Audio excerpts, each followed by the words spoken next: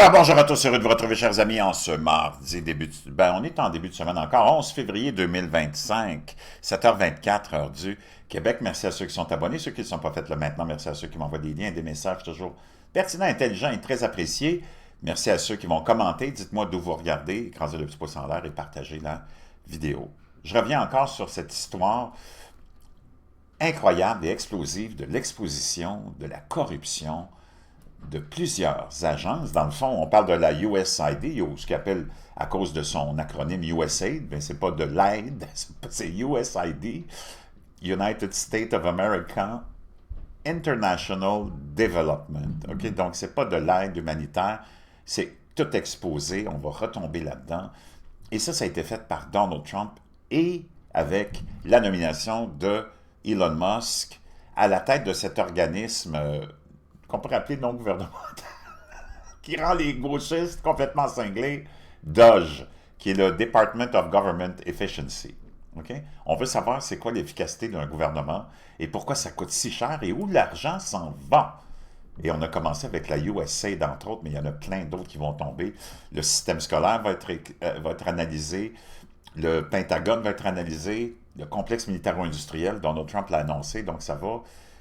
Tu vois l'élite, parce qu'il faut que tu comprennes que tous les globalistes mondialistes qui sont contrôlés par le complexe industriel ont pris le contrôle de nos gouvernements au Québec, au Canada, en France, en mettant naturellement des marionnettes comme élus, tous tes députés, tous tes élus. On ne parle pas des backbenchers, eux autres, ils n'ont aucun pouvoir. Eux autres sont là pour le décorum.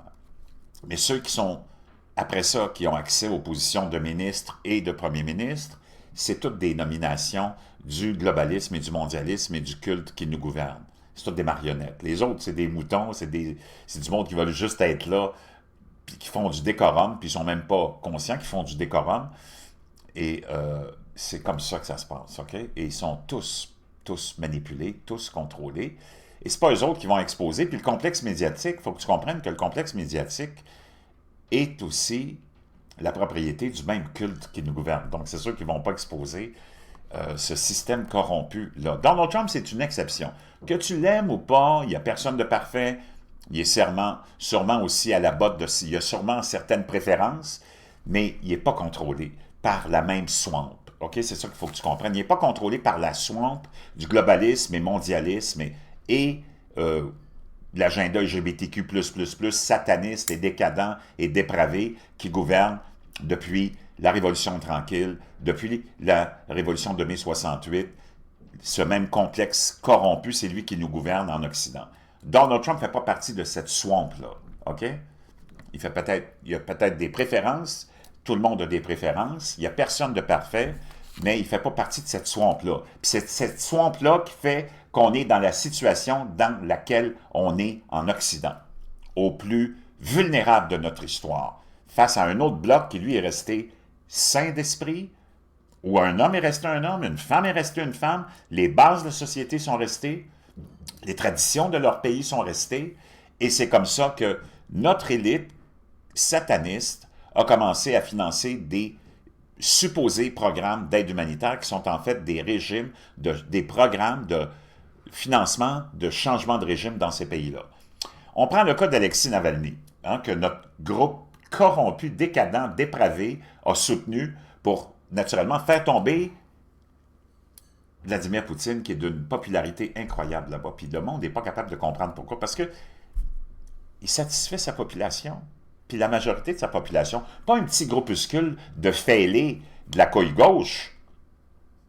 Et là, on a eu cette espèce de sataniste qui a été financé, mis en place par notre système corrompu à nous, qui, via des programmes de ce genre-là, qui sont tous contrôlés par la CIA en passant aux États-Unis, puis ici c'est pareil, de nos services de renseignement, et qui font la job des globalistes et des mondialistes, qui ont envahi nos gouvernements avec tous les fonctionnaires et les hauts fonctionnaires que tu connais même pas, puis qui ne sont pas élus, qui sont tous nommés par nos politiciens marionnettes, qui sont à la botte du complexe qui nous gouverne. C'est ça la réalité. C'est difficile à accepter, je le sais, pour plusieurs, pas pour la majorité des gens qui m'écoutent. D'ailleurs, merci à ceux qui sont fidèles depuis longtemps, mais les nouveaux qui tombent des fois sur mes vidéos, qui sont un petit peu fêlés de la couille gauche, eux autres aussi, ils ne comprennent pas ce qui se passe. Tu es comme dans deux univers. Tu es dans l'univers de ceux qui sont endoctrinés par le régime et qui ont une confiance totale dans ce régime-là parce qu'ils ont été programmés depuis tellement longtemps qu'ils sont incapables de voir ce qui se passe. Alexei Navalny avait zéro soutien en Russie, sauf de la communauté gay, lesbienne, puis de fuckés. OK? Quand tu voyais les gens qui étaient autour de Navalny dans des pseudo-manifestations où il y avait 300-400 personnes, c'était tous des fêlés, tatoués, puis tu pouvais déterminer qu'ils faisaient partie de la communauté LGBTQ++ de la Russie, qui ne sont pas nombreux. C'est pour ça qu'il n'y avait vraiment pas beaucoup de monde dans ces manifestations. Et c'est lui que notre système a soutenu pour renverser Vladimir Poutine, et c'est lui qu'on a utilisé parce que le but de notre complexe qui nous gouverne en Occident, hein, dans tous ces programmes d'aide humanitaire où on fait la promotion de l'avortement, on fait la promotion de l'homosexualité, du lesbianisme, du LGBTQ++, de l'éducation sexuelle, on veut corrompre toutes ces sociétés-là pour les amener dans notre déchéance la plus choquante de l'histoire de l'humanité. Il n'y a jamais eu une histoire, dans l'histoire de l'humanité, il n'y a jamais eu une période aussi choquante de dépravation de notre population. Si tu regardes autour de toi, les Québécois, les Canadiens, les Français, on vit dans la dépravation. On s'est laissé dépraver. On s'est laissé entraîner dans la dépravation. Quand les majorités des parents qui acceptent que leurs enfants, leurs filles s'habillent presque à l'image des prostituées sur le coin des rues, puis ces jeunes filles-là ont 10, 11, 12 ans, ben là, tu dois te rendre compte qu'il y a un problème majeur avec ces gens-là. Puis c'est la majorité des gens qui sont comme ça. La majorité des gens qui sont séparés, divorcés, ça court à gauche puis à droite. C'est complètement cinglé. L'obsession des femmes en Occident, c'est puis tu le vois, c'est ça les nouvelles tendances. Tous les sondages sont là, c'est juste de s'en aller avec des jeunes. Puis les hommes, c'est la même chose. C'est comme, il n'y a plus rien qui marche, ça, en Occident, là. Je ne sais pas si tu le sais, mais on est au bord de l'effondrement global. Sauf les États-Unis qui ont quand même encore, eux autres aussi, ils ont réussi à se sauver. Tu veux savoir pourquoi? Parce que tu as encore sur les 350 millions d'Américains, au moins 280 à 300 millions qui ont la foi et qui pratiquent la religion encore. Et Donald Trump a dit qu'il faut ramener encore plus de religion. Donc, il n'y a pas grand-chose qui peut te sauver de la dépravation, sauf la foi, que les individus retrouvent la foi pour se mettre des limites à eux-mêmes, puis dire non, ça c'est inacceptable. Puis de dire à ses enfants, puis à sa fille, non, tu vas t'habiller autrement, là. Hey, de quoi tu parles? C'est complètement hallucinant. Si tu regardes ton système d'enseignement, qui est l'outil de corruption, puis de dépravation et de propagande le plus grand de notre système occidental, tu regardes, moi j'ai des enfants à l'école, là, les professeurs, les femmes sont habillées, là, tu te dis, écoute, tu t'en vas pas à l'école, toi, là, tu t'en vas dans un bar. Ils mettent des codes vestimentaires pour les élèves. Je pense qu'ils devraient mettre des codes vestimentaires pour les professeurs aussi, là. Ils veulent interdire le hijab, par exemple à l'école, qu'une femme ne puisse pas enseigner avec son hijab, mais tu peux enseigner avec les totons à l'air. Allô? Il y a quelque chose qui ne marche pas. Moi, j'aime mieux avoir une femme en hijab qu'une femme avec les totons à l'air devant mes enfants, là. Il devrait avoir un code vestimentaire. T'imposes un code vestimentaire dans plusieurs écoles puis collèges aux élèves. Impose un code vestimentaire à tes professeurs. Les policiers ont un code vestimentaire, les pompiers ont un code vestimentaire, les agents de sécurité ont un code vestimentaire, les médecins ont un code vestimentaire, les infirmières ont un code vestimentaire. Tous ceux qui représentent supposément une espèce de forme d'autorité ont un code vestimentaire.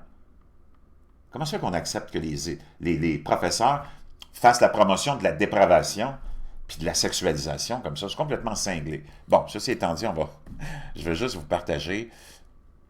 Je voulais vous partager quelque chose dans encore le Doge, mais je vais y revenir parce qu'il y a des trucs plus importants qui sont tombés. Là, une chose qui, par exemple, pour moi, me déplaît un petit peu au niveau de, par exemple, Donald Trump, que j'aime à 100%, c'est son espèce de aveuglément,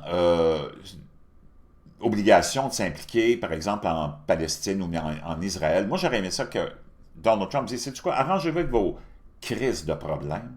Les États-Unis ne se mêlent plus de politique étrangère.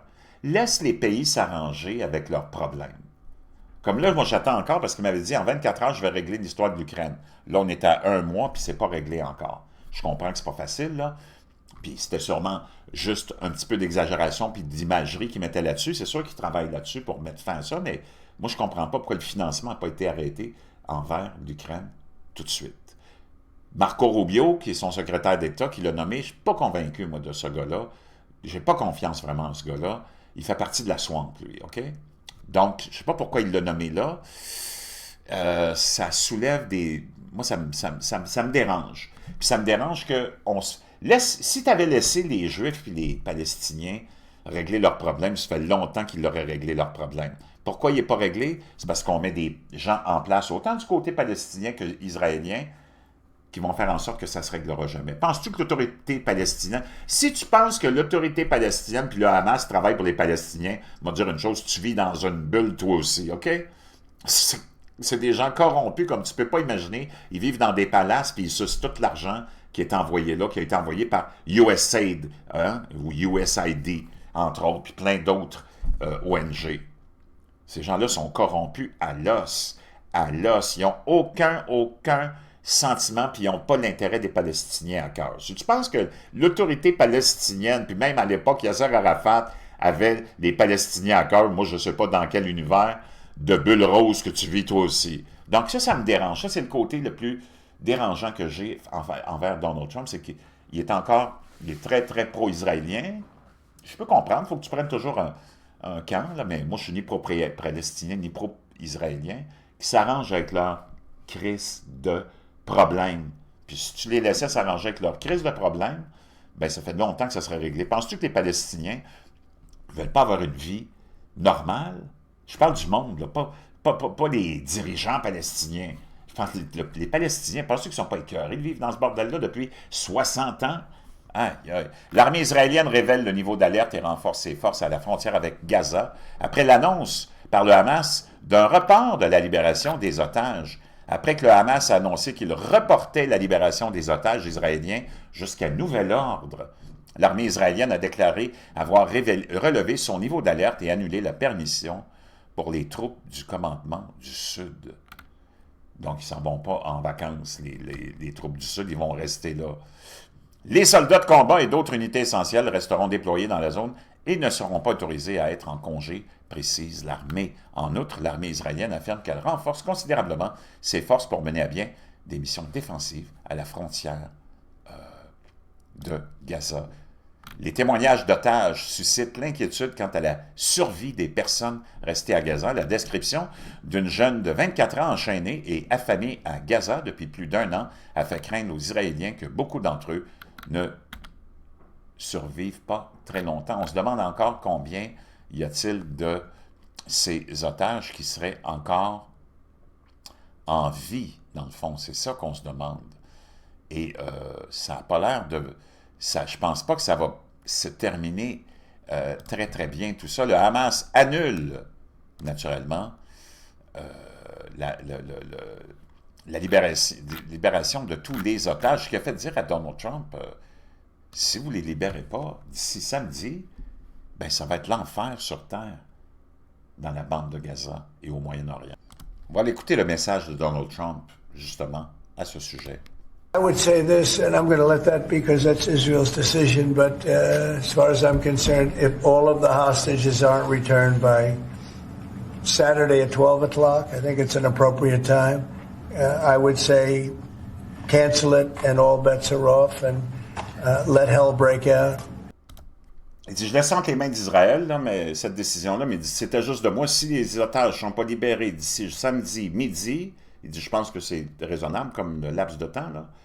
Il dit, il faut que tout ça tourne en enfer sur terre. All hell break loose. I'd say they ought to be returned by 12 o'clock on Saturday, and if they're not returned, all of them, not in drips and drabs. Pas par un, il faut qu'ils soient tous libérés d'ici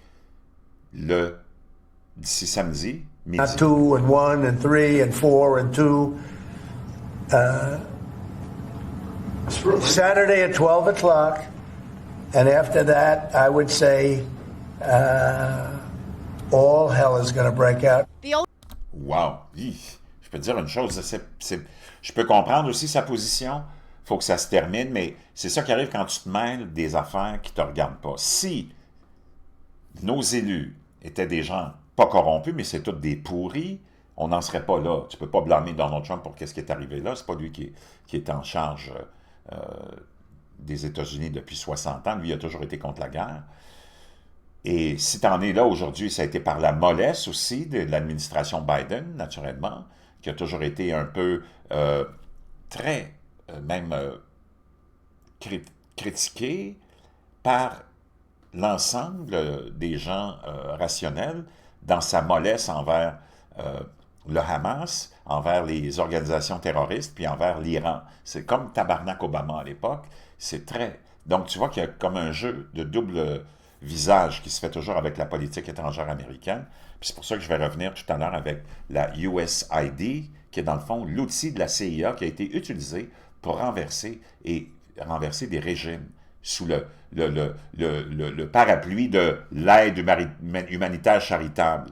Donc, je ne sais pas, qu'est-ce que tu en penses? Moi, ça me dérange un petit peu, mais en même temps, je comprends qu'il n'y a pas le choix, là, maintenant qu'ils sont pris dans l'implication mondiale depuis la création presque de ce complexe américain après la Deuxième Guerre mondiale.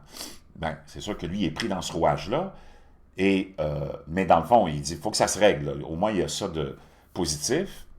J'ai hâte qu'il règle l'histoire avec l'Ukraine aussi, qu'il mette fin au financement du gouvernement ukrainien illégitime, parce qu'il n'y a pas eu d'élection. Et son idée de reconstruire Gaza, c'est pas mauvais non plus. Il a raison quand il dit les Palestiniens sont écœurés de vivre dans ce bordel-là. Là-dessus, il a raison, mais c'est des petits trucs qui me dérangent, mais c'est pas majeur, parce que faut pas que tu oublies, il n'y a personne de parfait. Puis il m'a dit une chose, si tu as à choisir entre Donald Trump puis tous les autres bozos de clowns que tu as en Occident comme élu, il m'a dit une chose, Donald Trump, 100 fois les yeux fermés, OK? Je le veux, puis je veux qu'il reste là, puis qu'il fasse un 3e, 4e, 5e terme, puis qu'il vive jusqu'à 350 ans comme Moïse, ou je sais pas qui, Mathusalem. Si t'es d'accord avec moi, tape-moi en 47, puis je te retrouve.